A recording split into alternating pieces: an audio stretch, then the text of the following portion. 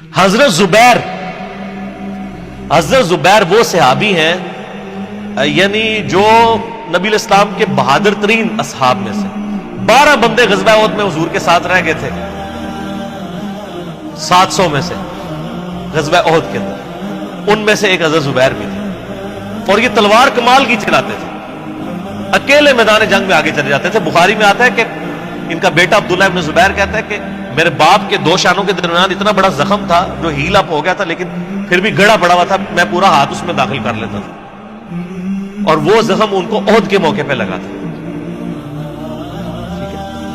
اور پھر اسی حدیث میں بخاری کے آتا ہے کہ جنگ یرموک کے موقع پر لوگ یعنی لیڈر کے اوپر چل رہے ہوتے ہیں، تو حضرت زبیر بھی ایک اسکواڈ کو لیڈ کر رہے تھے، تو لوگوں نے کہا حضرت آپ آگے جائیں، انہوں نے کہا جب میں آگے جاؤں گا تو میرے ساتھ کوئی نہیں آگے جا سکتا۔ وہ اکیلے گھوڑے کو انہوں نے جو ہے وہ ایڑی لگائی اور رومن امپائر کی یعنی فوج کے اندر گھس گئے، اور کوئی بھی ان سے لڑنے کے لیے تیار نہیں ہوتا تھا، اتنی بہادری تھی ان، لیکن جنگ جمل میں حضرت علی کے مقابلے پہ آئے۔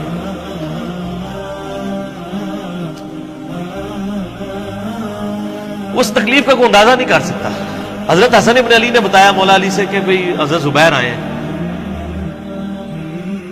تو حضرت علی نے کہا کہ رکو میں خود چاہتا ہوں۔ گئے، کہا زبیر یاد ہے وہ دن جب نبی تم مجھ سے بڑا پیار کر رہے تھے، پھوپھی ذات تھے نا، نبی الاسلام کی پھوپھی کے بیٹے ہیں حضرت زبیر بن عوام رضی اللہ تعالی۔ تو حضور نے تم سے ایک بات کہی تھی کہ تم علی سے اتنی محبت کرتے ہو، ایک دن آئے گا کہ تم تلوار لے کے علی کے خلاف کھڑے ہو جاؤ گے۔ تو تم نے کیا کہا تھا؟ یا رسول اللہ میں علی کے خلاف کھڑا ہوں گا؟ اور میں ہاں تم اس وقت ظالم ہو۔ تو حضرت زبیر جو ہے وہ ان پہ غشی طاری ہو گئی، گھوڑے کو یعنی وہ حضرت علی کا پھر سامنا نہیں کر سکے، میدان جنگ سے واپس چلے گئے۔ تو بعد میں حضرت علی کے فوجیوں میں سے ایک بندے نے جا کے پیچھے ان کو دھوکے سے قتل کر کے تو لا کے تو سر حضرت علی کے سامنے رکھا، تو حضرت علی نے کہا کہ زبیر کے قاتل کو میں دوزخ کی بشارت دیتا ہوں، کیونکہ زبیر جنتی تھا۔ تو وہ شخص پھر حضرت علی سے ناراض ہو گیا کہ میں نے تجھے حکم دیا تھا، جب میں نے ان کو جانے دیا تو نے یہ کام کیوں کیا؟ تو وہ پھر خارجی ہو گیا۔ اور یعنی یہ وہ محبت تھی، وہ جہاں محبت تھی وہ نظر آتی تھی۔ ظاہر ہے کہ ایک بندے کی ایک غلطی سے اس کی پوری زندگی 0 سے ملٹیپلائی نہیں ہو جاتی، جس نے اتنا کچھ دین کے لیے کنٹریبیوٹ کیا کبھی نہیں ہو سکتا ایسے۔ حضرت علی کو بھی اس بات کا پتہ تھا۔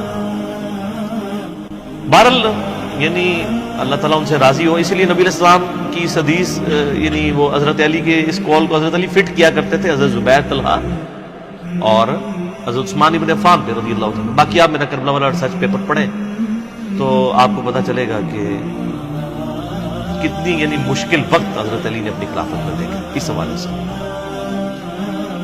یعنی مصنف ابن ابی شیبہ میں آپ کے مخالفین کی لاشیں بھی ہیں، ان پہ بھی حضرت علی گریہ کر رہے ہیں،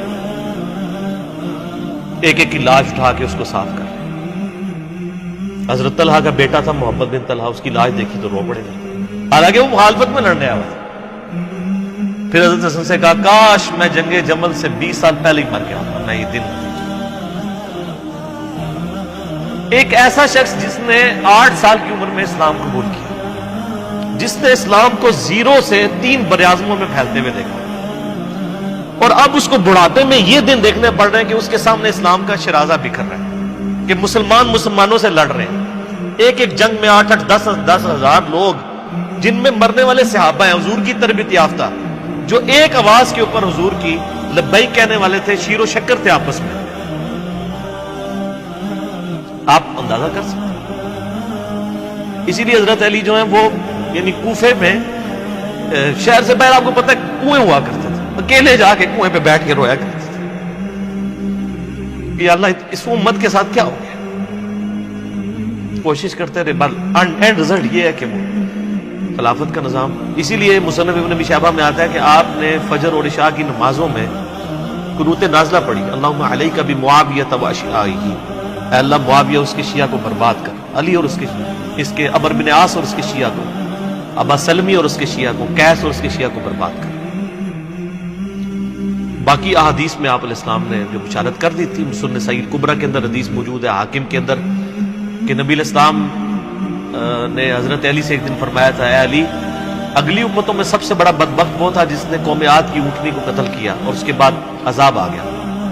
میری امت کا سب سے بڑا بدبخت وہ ہوگا جو تیرے سر کے خون سے تیری داڑھی کو رنگ دے، اور وہی ہوا ہے۔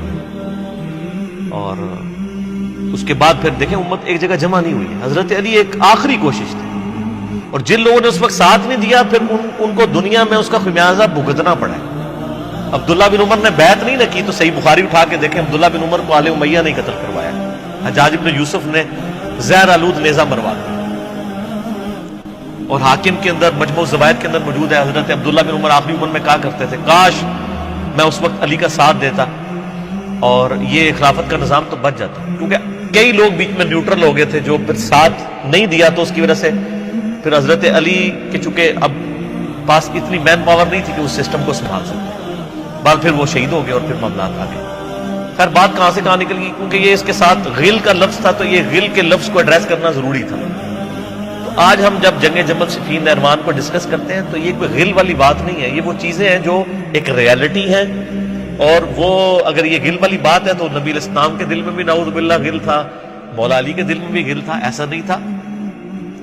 وہ دین کی حمیت کہلاتی ہے، اس کو غل نہیں آپ کہتے۔